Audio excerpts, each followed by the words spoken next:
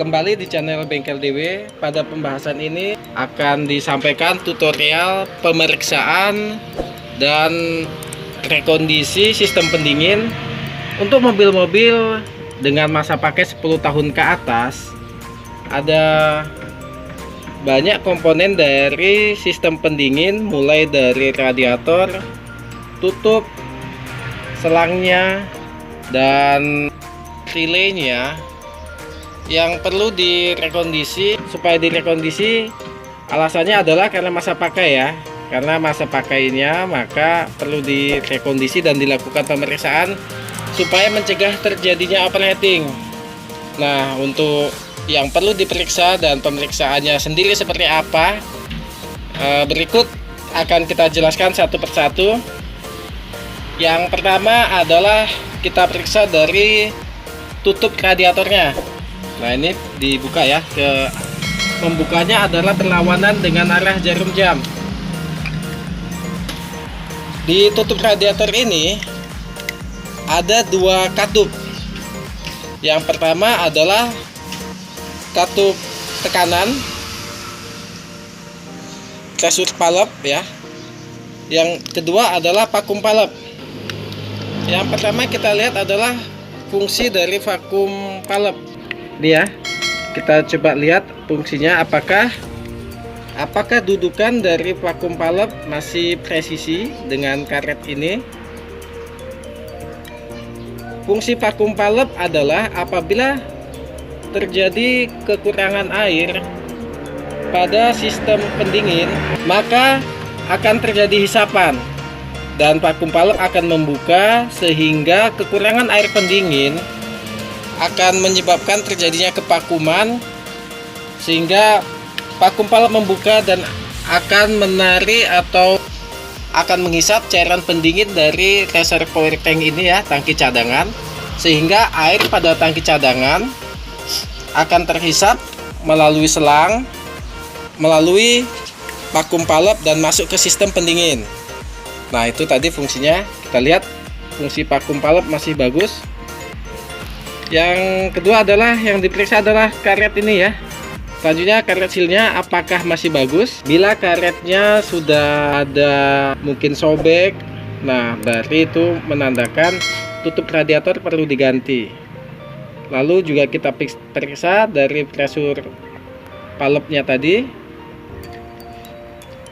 apakah ada macet. Ternyata masih bagus ya. Fungsi dari pressure valve ini adalah apabila terjadi kelebihan tekanan pada sistem pendingin,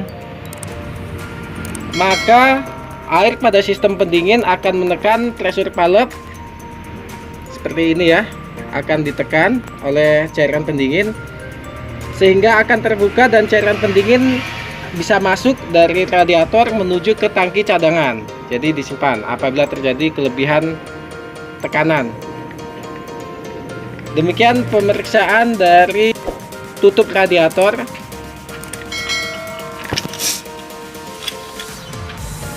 Selanjutnya adalah kita periksa selang-selangnya. Apakah ada kebocoran? Kita lihat ya, tidak ada kebocoran di selang-selang radiator. Ini adalah selang atas. Kita juga lihat selang bawah, apakah ada kebocoran. Nah, ini selang bawahnya, apakah ada kebocoran di bawah. Ini bagus ya, tidak ada kebocoran. Nah, ini yang ke bagian mesin dari bawah. Kita cek apakah setiap sambungan selang-selang ada kebocoran. Selain pemeriksaan kebocoran, kita juga periksa ya elastisitasnya. Kita bisa lakukan dengan menekannya. Apabila elastisitasnya sudah tidak ada, sudah terlalu kaku, baiknya diganti ya. Karena kalau sudah tidak elastis akan mudah retak dan selanjutnya akan menimbulkan kebocoran. Oke, tahap kedua pemeriksaan selang sudah dilakukan. Lanjut ke tahap ketiga. Selanjutnya adalah pemeriksaan dari radiator.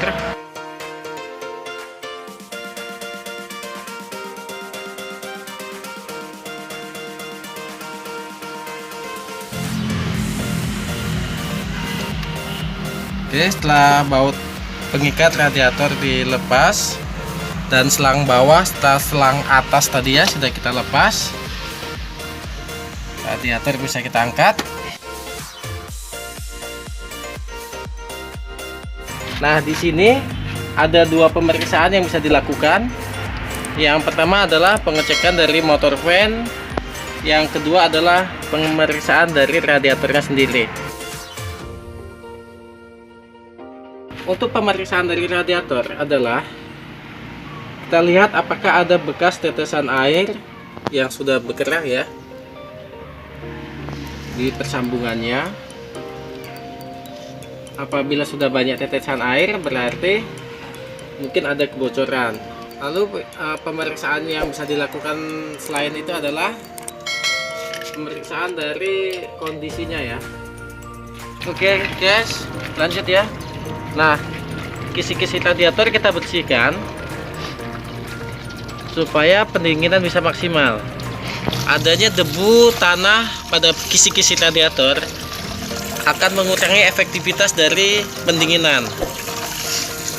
Jadi kita bersihkan ya dari debu maupun tanah yang ada.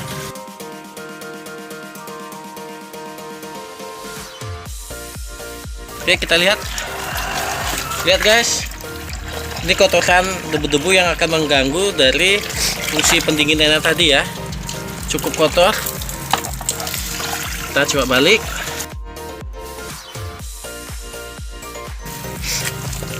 Nah, pembersihan ini bisa dilakukan sendiri ataupun kita bawa ke servis radiator. Bila memperbaiki mobil akan menjadikan hobi, tentu hal ini adalah menjadi hal baru yang menjadi hal menarik. Tapi kalau kita ingin simpelnya, pembersihan radiator ini bisa dilakukan di teknisi servis radiator. Selanjutnya adalah kita periksa dari kisi-kisi radiator bagian dalam, apakah masih mengalir dengan lancar ataukah sudah banyak kerak-kerak di dalam yang menumpuk sehingga aliran radiator sudah tidak lancar. Caranya adalah kita coba cek ya, kita masukin air. Apabila masih mengalir lancar di sisi bagian bawah, berarti kisi-kisi di radiator ini masih mengalirkan air dengan baik. Nah, ini pemeriksaan yang kita lakukan sendiri ya, masih mengalirkan air dengan baik. Berarti kalau menurut hemat saya belum perlu dilakukan servis, apalagi sebelumnya juga belum ada gejala overheating. Oke, demikian pemeriksaan dari radiator. Kita lanjut lagi ke pemeriksaan komponen yang lain. Oke, lanjut ke pemeriksaan motor fan ya. Jadi penyebab dominan terjadinya overheating adalah matinya motor fan. Motor fan tidak berputar sehingga tidak terjadi pendinginan pada radiator. Mengapa motor fan bisa mati? Ayo guys, kita lihat ya. Apa yang mesti diperiksa? Yang pertama kita buka.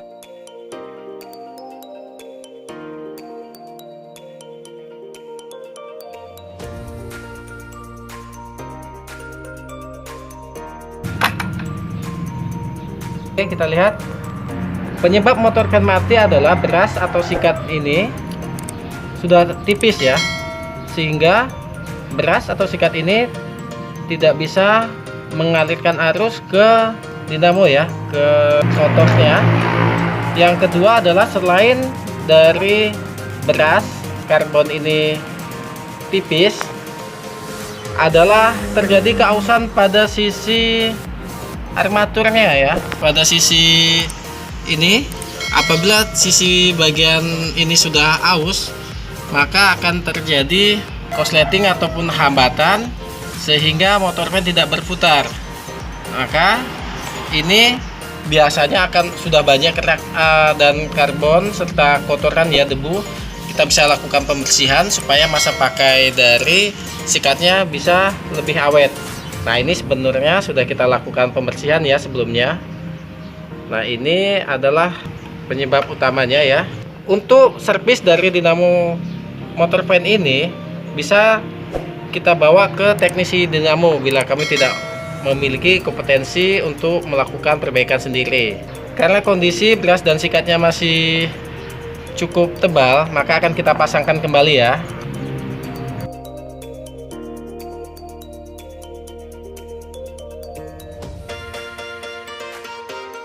Oke, setelah kita periksa tadi arang karbon atau biasa disebut dengan beras atau sikatnya masih bagus, lumayan tebal, dan juga kondisi kebersihan dari motornya masih baik, kita pasang kembali ya.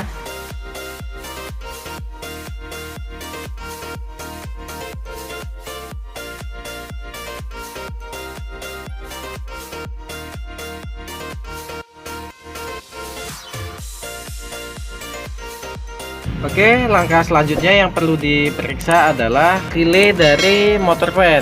Kita lihat ya, ini adalah relay motor fan dari radiator, tulisannya RAD, radiator ya singkatannya. Nah, kita coba lepas. Ini sudah pernah saya ganti ya, karena saya sudah ada pengalaman pribadi terjadi overheating, kontak-kontak, kadang nyala kadang mati motor fan-nya. Ini sudah saya ganti relay motor fan-nya. Nah, kondisi yang lama adalah seperti ini ya.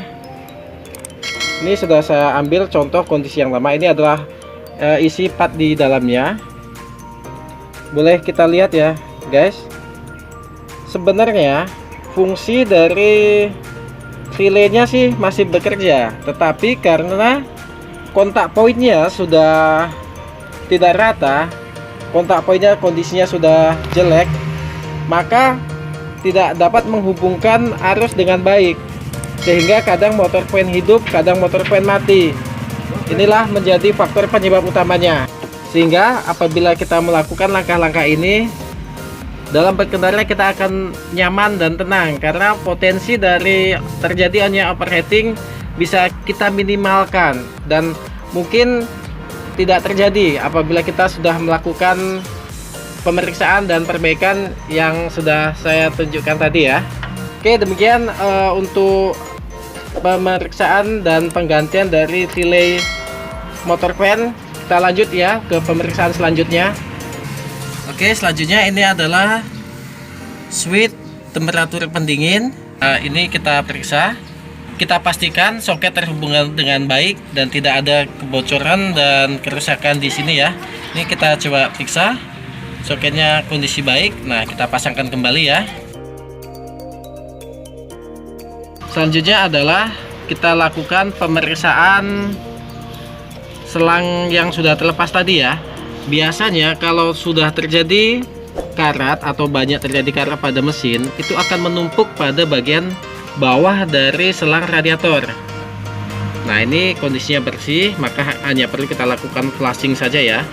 Nah, bila terjadi karat, maka tumpukannya adalah di bagian selang bawah radiator. Kita lihat bagian selang bawah bersih ya, dan bagian selang atas juga bersih, tidak ada karat yang menempel. Oke, sebelum kita lakukan pemasangan, pemeriksaan selanjutnya adalah kita pastikan kondisi fan belt atau tali kipas dari water pump kondisinya masih bagus ya. Kita bisa lihat kondisi fisiknya, kita lihat setelannya, dan juga bisa kita lihat dari sisi kolong ya, apakah ada tetesan air.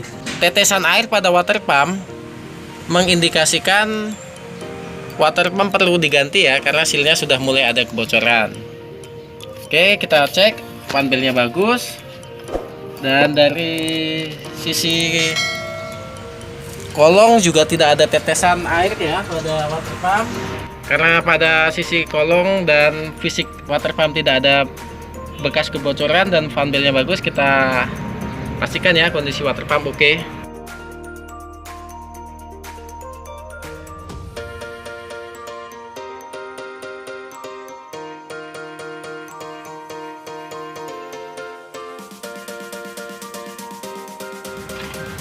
Oke, langkah terakhir kita hubungkan switch motor fan.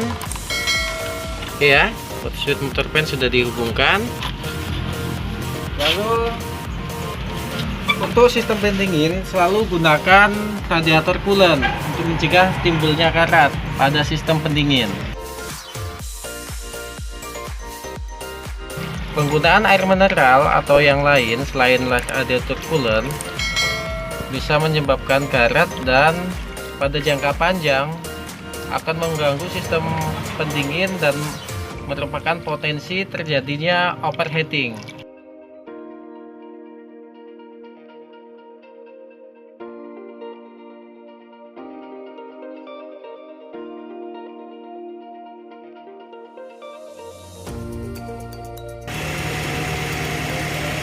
Oke, untuk memastikan sirkulasinya baik, kita isi ya saat mesin sudah dihidupkan. Pastikan jumlah air radiator cukup.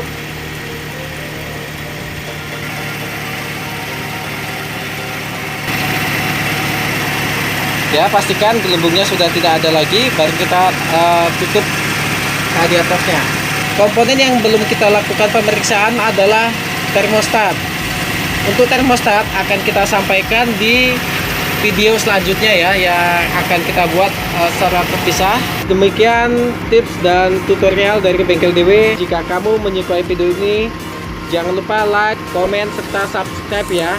Dan jangan lupa aktifkan tombol loncengnya supaya kamu mendapatkan notifikasi yang terbaru dari Bengkel DW. I like them, your booty's